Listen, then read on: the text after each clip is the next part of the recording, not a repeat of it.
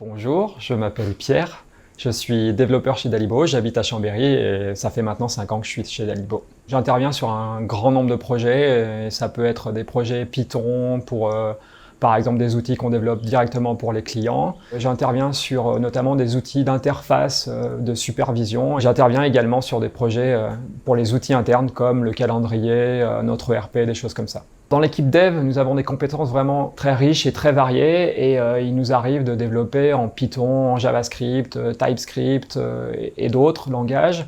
Et les outils, ça peut être Grafana, Docker, Kubernetes. En fait, on a vraiment cette richesse et cette variété dans les outils et dans les langages qu'on utilise. Les cycles de développement, ils varient évidemment en fonction des projets, mais en règle générale, on essaie de les rendre les plus courts possibles. Après, ce qu'il faut savoir, c'est qu'on a recours assez facilement au pair programming, ce qui est vraiment une bonne pratique.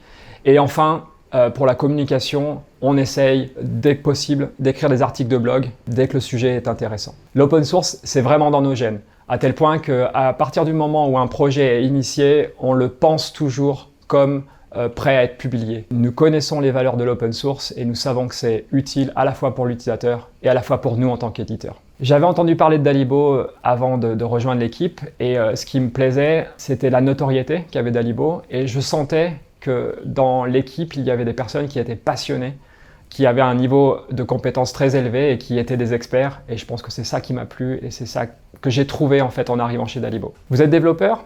Si je devais vous convaincre, je vous dirais que chez Dalibo, vous allez retrouver un travail d'équipe avec des gens avec des compétences fortes dans des domaines vraiment variés. Et puis vous allez retrouver aussi une entreprise à taille humaine, ce qui est quand même appréciable. Et puis enfin, il y a ces 20% de R&D qui vous permettent de travailler sur des projets open source sur lesquels vous êtes libre à partir du moment où le projet a un lien direct ou indirect avec PostgreSQL.